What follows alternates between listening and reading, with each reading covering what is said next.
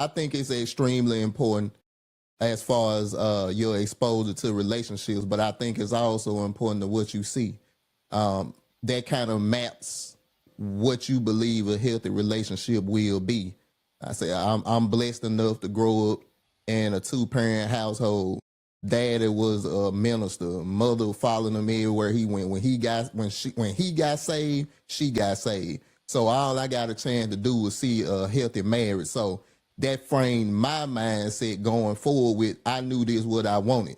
Now, I ain't say I did everything right, especially before I got married, but I knew my foundation was I want to be a husband and a father and a godly husband and father. So it definitely shaped my perspective, and I think it shapes most people's perspective of relationships early. So the interesting paradox between Prophet Harmony and you is that the blueprint both had its impact. What you saw, the template, had an impact. Says Professor, you have a thought on this? Yeah, I fall in between both of them. So it's real interesting that the prophet came out swinging, because I'm actually with her on this one. I grew up in a Baptist home, and I am an only child, and my mother was married to a gentleman that he was a deacon, but he was one of them dirty deacons type.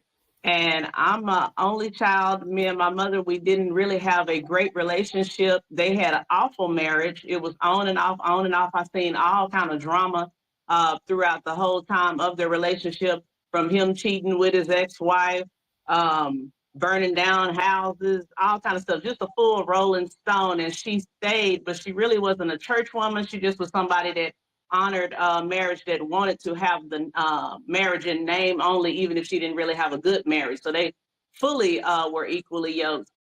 And because of that modeling, for the longest, I did not want to be married at all. So it's very interesting that you put this panel together. I was like, oh no, if this is what this is, and this is what y'all talking about marriages, I don't want no part of it.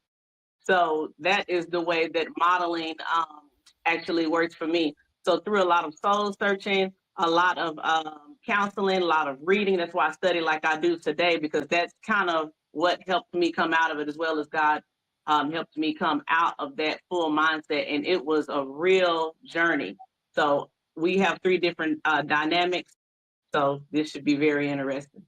You know, that's a very good point, and anybody can chime in after I say this. Is I think that you have to have some level of awareness to even know that these patterns are off.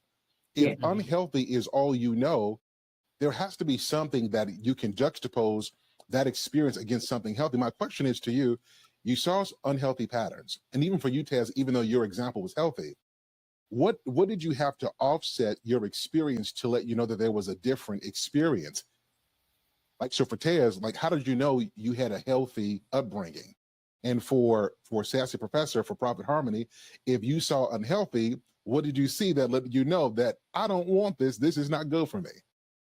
Well, let me go. So all my family members weren't saved now. You know, all of them didn't go to the Church of God in Christ like we did. So we would spend the night over some of my, uncles, auntie houses or whatever. And I would see the dynamic of their families and how they would be. Now, I'm not saying they was bad people, but I had an uncle and an auntie that was cohabitating. They weren't married. They were just together forever. And you would see them holler, fight, the fist fight. And I'm like, hold on, that don't happen. That don't happen in our household. So once I got a chance to see the outside perspective of, hey, if the Bible ain't in this house, if we ain't emotionally healed from the stuff we went through 10, 15, 20 years ago, that's what it can look like. So spending the night at my cousin's house was a stark reminder that I'm blessed. Like, I might need to stay on mom and daddy's side instead of Unc Nam's side. I love it. I love it that you had a good example. And then you got people like me who grew up on the rough side of the mountain. And then I've been an armor bearer and served in leadership for over 25 years. So the stuff that I would have to take with me to my grave. And so I think one of the biggest things of this podcast is to bring out both narratives